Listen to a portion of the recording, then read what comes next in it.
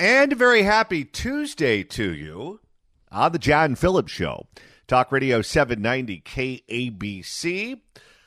It is Mr. Randy Wang in Culver City. John, Gavin Newsom was in the Central Valley touting that after almost 2 decades, they're finally laying down some track for the high-speed rail, and he was very mindful on a very overmodulated mic. I deeply am mindful that people out here feel left behind. I'm deeply mindful that this project in many ways has galvanized some of that negativity as well. Okay, so this is the bullet train he's talking about, correct? Yes. Okay. That was supposed to be done how many years ago? It was supposed to be completed Los Angeles to San Francisco in 2020. And I want you to remember that anyone who opposed that initiative was called a Neanderthal and a liar if you said that they wouldn't be able to do it. We're getting to the point where this is so delayed. By the time they actually finish just the line that goes from Merced to Wasco, just outside of Bakersfield, we may have already invented teleporter technology. Well, and how much is it going to cost at this point? Oh, they never want to talk about that. Yeah, well, whatever that number is, you better figure that out in bananas because apes are going to be controlling the world by the time they get it done. Have you ever driven by that? By the construction of the rail in the Central Valley? I have not. Yes. Okay, I've done that before. They have 2 or 3 miles built? Very little. They have spent the last 15 years securing lots and lots and lots of right-of-ways, buying a whole bunch of land, and moving utilities. And Gavin even touted the permitting process took a decade. Okay, so thanks to Elon Musk, I do believe we're going to get to Mars in our lifetime. I don't think that's going to be something that's going to be left to the science fiction movies. I think it's going to be reality. But if I were to have told you, not you, but let's say people who were alive in the 60s when we did the moon landing, if I were to tell those people, we're going to get to Mars in your lifetime, but it's not going to be NASA, it's going to be some private company owned by a South African, they would look at you like you were on drugs. But if we're going to go to Mars, there's zero chance NASA's going to do it because they're like the high-speed rail authority. Good luck getting them to do anything. And the same is true, by the way. It's not just the government, but big clunky corporations that operate like the government. If it weren't for Tesla, no one would be driving electric cars. Can you imagine how long you'd be waiting for Ford to do that efficiently? Or General Motors? It would happen about 2 weeks from never. Well, he proved that that market is somewhat viable. Somewhat. He did. But if it was just Ford on their own, zero chance anyone would be driving an electric car. Zero chance. I love the fact that they're still married to this high-speed rail, too. They just won't let it go. At what point do you have to just cut your losses? Well, you can't. You've already spent so much money. What are they supposed to do? Just give up? No, you have to acknowledge that you just defrauded the people, and there's no way this is going to happen. It's not going to happen. I mean, maybe if you fired everyone involved and you hired Elon Musk to do it, you might have a chance at getting something done. But with the people who we hired to do this, there is less than zero, if that's possible, chance that this project will ever be completed. Well, and the one segment that is possible to be completed within the next 10 years goes from nowhere to nowhere. That's right. If you can go from nowhere to nowhere, lickety split, how does that improve your life? Even Scott Wiener was on a podcast a few weeks ago I listened to over the holidays, and he was asked about the disaster that is the high-speed rail, and he said, well, Gavin really made a mistake by not doing San Francisco to Santa Clara first, because people would have actually used that, and we already had the rail. Yes, and the Bay Area is unlike Southern California, or certainly Central California, where many of those cities are close together. Oakland is not that far from San Francisco, for example, or San Jose is not that far from Oakland or San Francisco, or Sacramento even is not that far. you could produce a rail system that efficiently transports people from one city to another. But no, let's start out in the middle of the state. And they did that on purpose because of this very reason. They knew that this would never happen. But if you start it in the middle of the state, they thought people would say, well, just let them finish it because then at some point it'll come to me. No, it won't. It's never coming to you. They have zero plan, zero idea how they're going to tunnel through dozens of miles of Tehachapi Mountains to make that train come from Bakersfield to Lancaster. No, and then you can tie it up in court as long as you want. You have to use eminent domain. You have to push people out of the way. You have to not really care too much about the desert tortoise. You got to do some things to make stuff happen. Do you know how long it took Japan to build their first high-speed rail? How long? 6 years. Want to guess when that was? When? 1965. Okay, so let's go hire some 90-year-old Japanese people. They have the know-how. And apparently they're the ones that we consulted back in 2008 when this was all being planned, but then California's got a California. Okay, so think about this. Let's just say it's never going to happen, but let's just say that they get this thing up and running 2 years from now. If you're doing that on 2008 technology, it's going to be like driving a car that was built in 2008. So the check engine light's going to be on. There's going to be some duct tape holding in the lights. There's going to be a cassette player in there. This was a wise use of our money. Well, and there's a little fight going on right now because Gavin's, he held the presser yesterday trying to tout how successful this project that is just starting to lay track now that was passed by the voters almost 20 years ago. And Kevin Kiley, who's in Congress now, is trying to get the federal government to defund the project so no more federal dollars go toward the high-speed rail, which would effectively kill the project because Gavin can't afford it. No, of course not. And if you're in California, I can't imagine wanting to spend any money on it. But just imagine if you live in Texas. We're taxing the living hell out of you to spend it in another state on a project that's never going to be completed. They already got, $6 billion of Biden's infrastructure money that went to the high-speed rail. We still have no high-speed rail. No, and here's what's also funny. Whenever you watch these cable news channels and they talk about the potential candidates for president in 2028, one of the names that always pops up is Pete Buttigieg. Oh, he's so smart. He's so articulate. He's so good on television. You know what they never do? They never judge him on the state of transportation in the country. You notice that? That's never a metric that's regarded as relevant. Well, when your flight does get canceled, he made sure that you get a free meal. That's true. So the next time you're at the airport eating at Applebee's and 12 of your $432 is subsidized by the Department of Transportation, you have him to thank. That poor guy, he had to spend 4 years going to different railroads saying how much he loved trains because it made Grampy Joe happy. Okay, but let's just evaluate trains for a second. This is a key part of his portfolio. Let's start with the California High-Speed Rail Authority. Now, he wasn't the one that wrote the initiative. He wasn't a voter in California who had a say on the initiative. But if you're halfway intelligent and you're in charge of the Department of Transportation, you could see a boondoggle when one presents itself.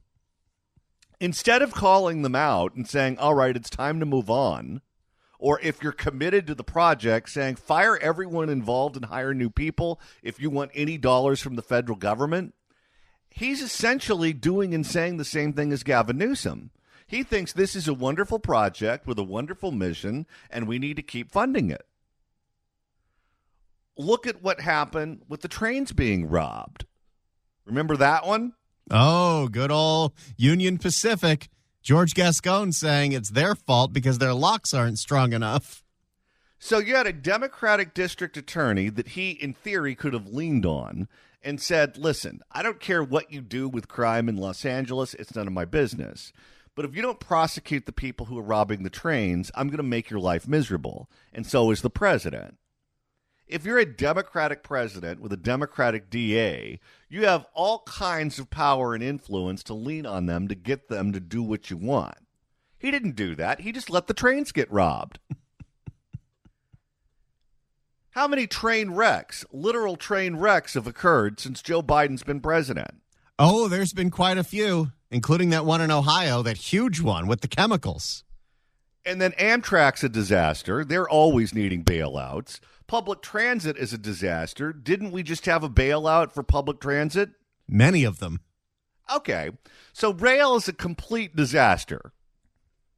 Let's move on to ports.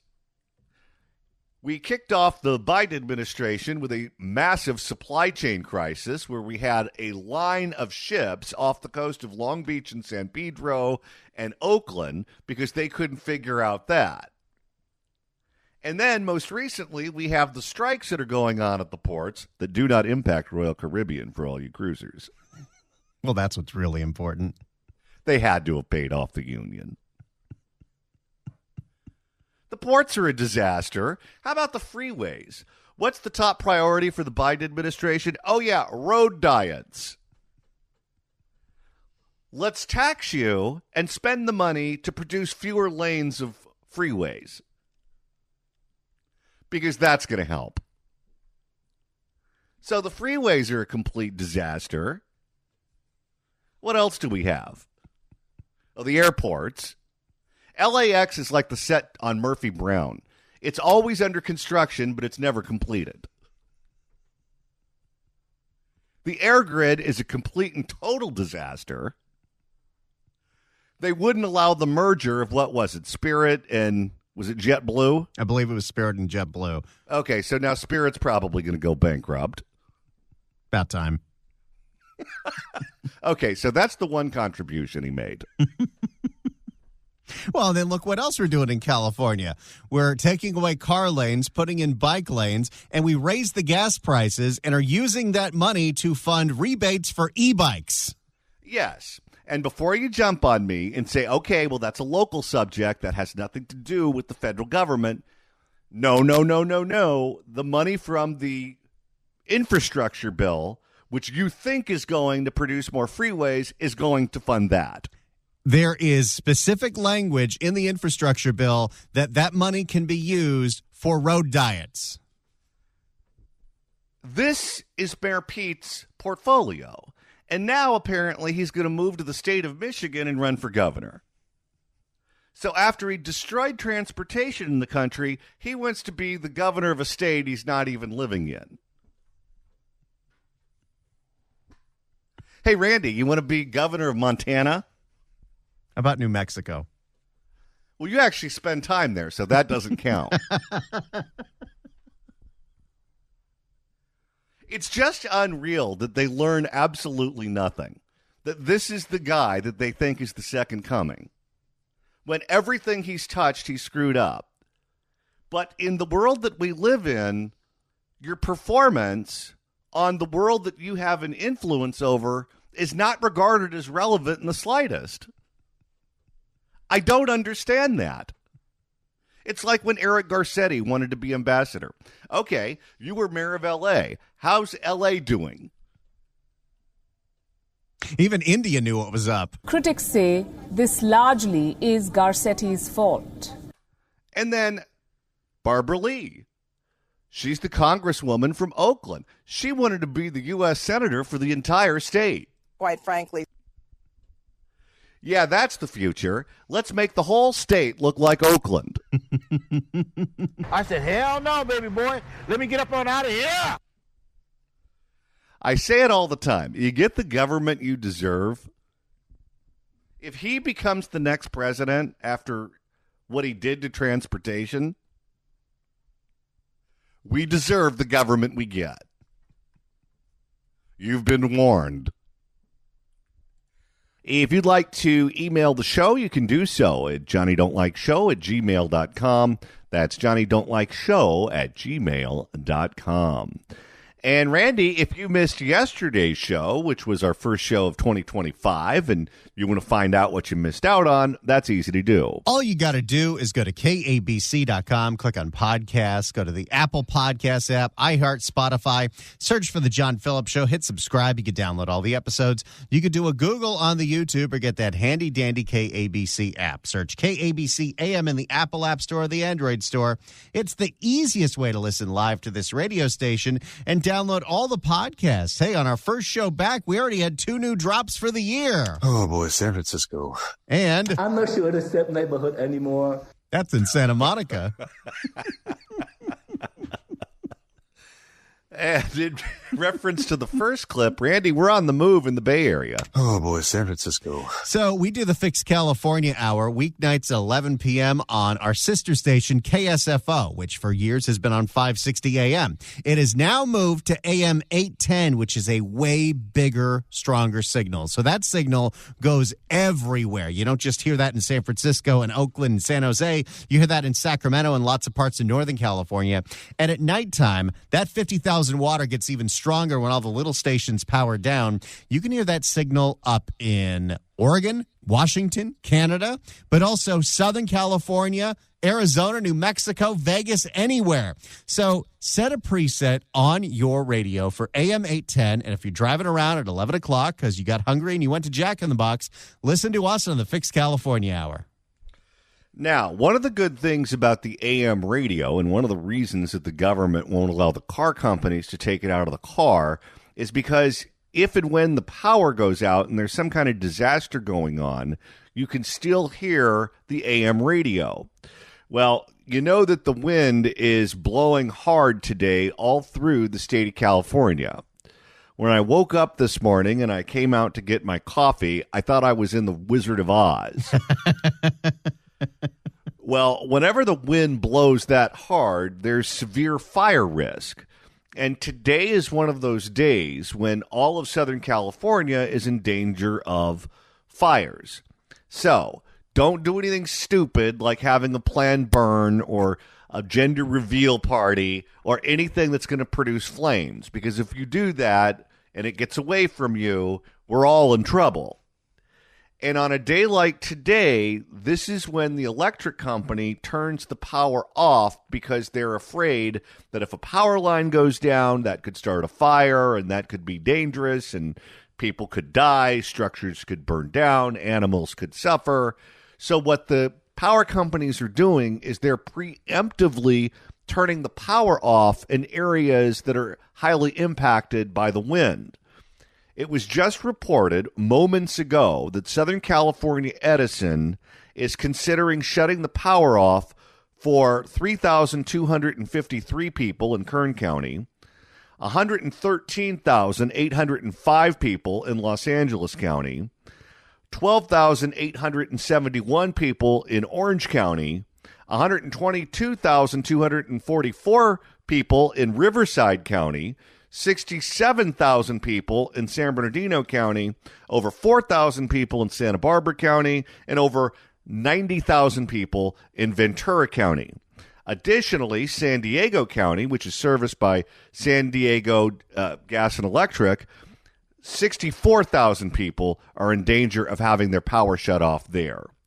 So the lights may go out if your area is heavily impacted by the winds and potentially fires. So be vigilant and understand that if and when your power goes out, it's because of the wind and because of the preemptive decision-making going on at the electric company. Well, on the subject of politicians that don't deserve a promotion, let's start with the longtime Congresswoman from Oakland, Barbara Lee. Barbara Lee speaks for me. Quite frankly. Well, according to voters, the answer is no. She came in a very, very, very distant fourth in the primary to run for U.S. Senate. And she had to give up her congressional seat, very safe congressional seat, representing the East Bay, primarily Oakland, to run for the U.S. Senate. Well, now she has no job, and she's looking for one. And since the people of Oakland decided to bounce Sheng Tao from office, Oakland needs a new mayor. So Barbara Lee is thinking, why not me? I can think of a few reasons why. I can think of more than a few. I mean, take every single position that Sheng had before crime went through the roof and she had to backpedal. Barbara Lee will double down on all of that.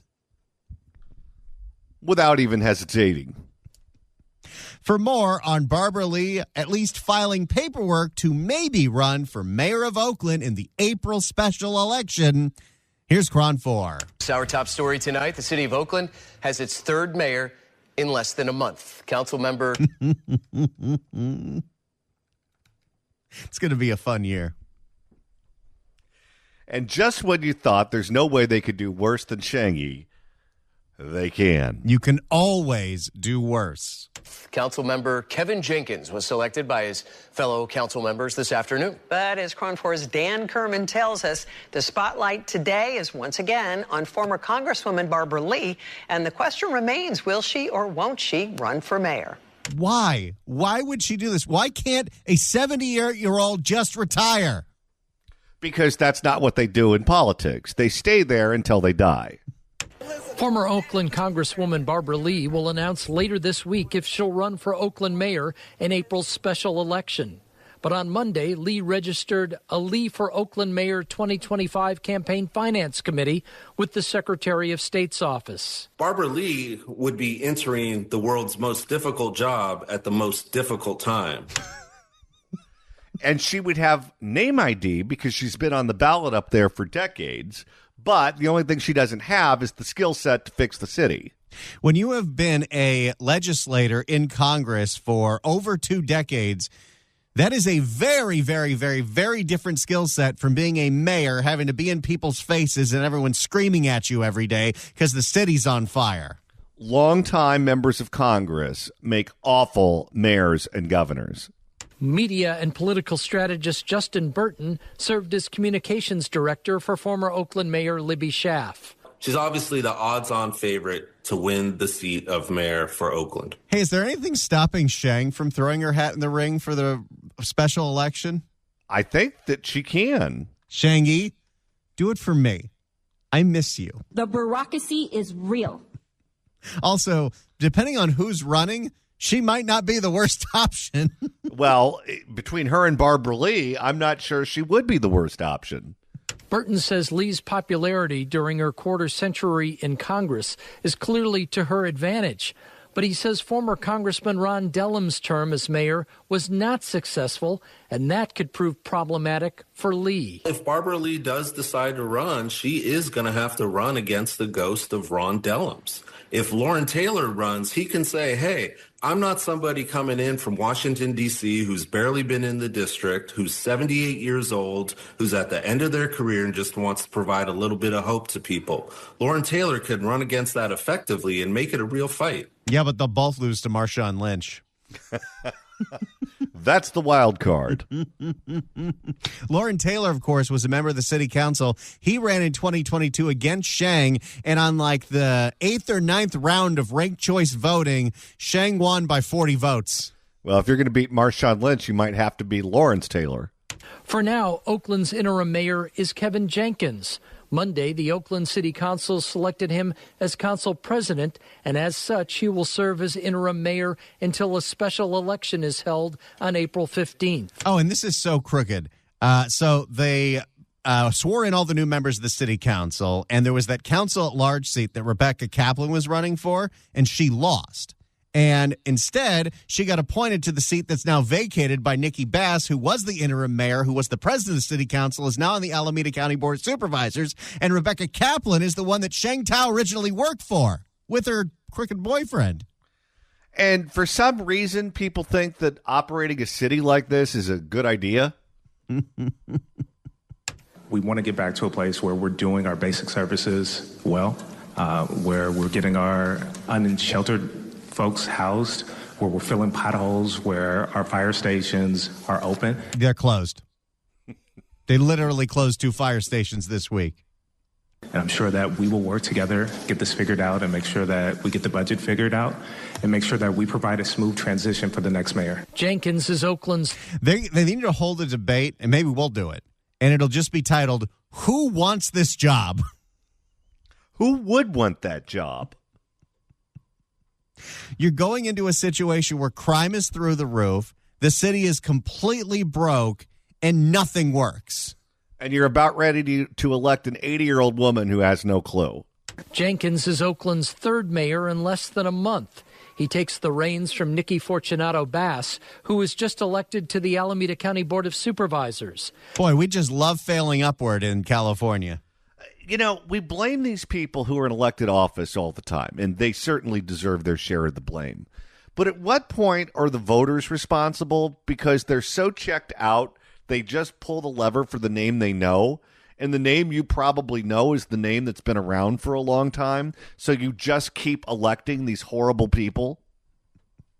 Bass had been interim mayor since December 17th, following the recall of Mayor Sheng Tao. Shangy, you got a shout out. I can get that. I'm sure she appreciates it. Dan Kerman, Cron 4 News. There's apparently 13 people have thrown their hat in the ring so far. We don't know the names yet, but this special election is going to be fascinating. Oh, this is going to be like the recall election of Gavin Newsom. And the result might not be better than Shang. It might be worse. Oh, no. Typically, things don't get better when the theme of the election is the circus is coming to town. All right, we just received some breaking news that the Getty Villa is now being impacted by the fire that is raging in Los Angeles. The Getty Villa, of course, is where exactly would that be, Randy? Isn't that more like that's not in the Sepulveda Pass? That's the one that's kind of on the maybe near the Palisades. I think so. There's one near the Palisades. It's kind of up in the hills. I've never been there, but I've driven in that area many, many times. But apparently, we know that there's a fire going on right now in the Pacific Palisades. And certainly, if there's a fire in the Pacific Palisades, the Getty Villa, if it's where we think it is, would certainly be a structure that could potentially be impacted. Yeah, that's the one that's near PCH. So that right is in the Palisades. So, of course, it is getting evacuated because that's where the fire is. For sure. If you'd like to email the show, you can do so at johnnydon'tlikeshow@gmail.com. That's johnnydon'tlikeshow@gmail.com. And Randy, you're monitoring the mailbag. Jeremy writes in at johnnydon'tlikeshow@gmail.com on the topic of Mayor Pete. To add to the list of ineptitudes that make up the resume of Pete Buttigieg, he also had the nasty habit of calling inanimate chunks of roadway racist, such as the 605 San Gabriel River Freeway and a bridge in Brooklyn. How is it that a freeway can be racist? Well, anything can be racist. How about sexist? Sure. How about homophobic? Let's go for the hat trick. Which freeway is anti-Semitic?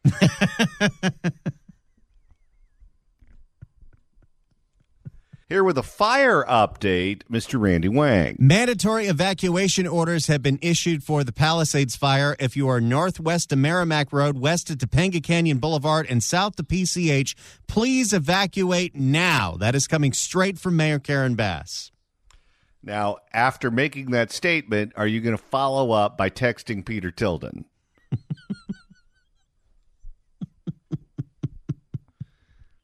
He was next door neighbors to Joan Rivers, you know. Oh, I know. Legitimate next door neighbors. Not down the street, not 3 blocks over. I want to borrow a cup of sugar close. All right. If you're in the Pacific Palisades, pay attention to the evacuation orders. Stay safe. We don't want anyone to get hurt. All right. Yesterday, we did a story about a couple that was attacked for no apparent reason at the Palm in downtown Los Angeles. Still waiting to hear the other shoe drop on that one. It was caught on tape, and the man's wife did something very bizarre while the attack was happening. Instead of telling the people who were attacking her husband to stop, she pretty much just did the play-by-play of the attack. In a very loud, shriek. There's a left hook. There's a right hook. You hit him in the eye. It was a bizarre moment. Personally, if it were me, I would say stop hitting him. But she chose to go down a different road. Well, today, Randy, we have a somewhat similar story in the news about a man who tried to stop an attack, or a woman, I should say, with her voice. And it worked. For more, here's Fox 11 on the Screamer. There were 3 masked men trying to break the door, trying to break into my home. Hillary Delaney was in her bedroom when she realized 3 masked intruders were in her backyard last Monday in Hollywood. Oh, my God. Wait a minute. If they were masked, this could be Barbara Ferrer's posse. Help, and screaming, ah, oh, no. Oh, no. When Hillary spotted this man attempting to break the window with a metal object, she went from a frightened potential victim to a woman in charge. She demonstrated exactly what she did next. I'm going to shoot you. Get out of my house. Get out now. I will kill you. I will shoot you. That'll work. Now, that's a woman who's aware of her surroundings. I don't know if she actually had a weapon, but I got to imagine the average home burglar, if they hear the homeowner scream, I'm going to bleeping shoot you, they might run away. She sounds like a woman who means it. Get out now. I will kill you. I will shoot you. Good for her. I like this woman already. I'm going to shoot you. Get out of my house. Get out now. I will kill you. I will shoot you. Hillary kept threatening to shoot the men if they didn't leave. She even said it in Portuguese. Whoa! It worked. We had to bleep the Portuguese, too. Abrigado. It worked. Within seconds, you can see the intruders fleeing in panic. How did you feel?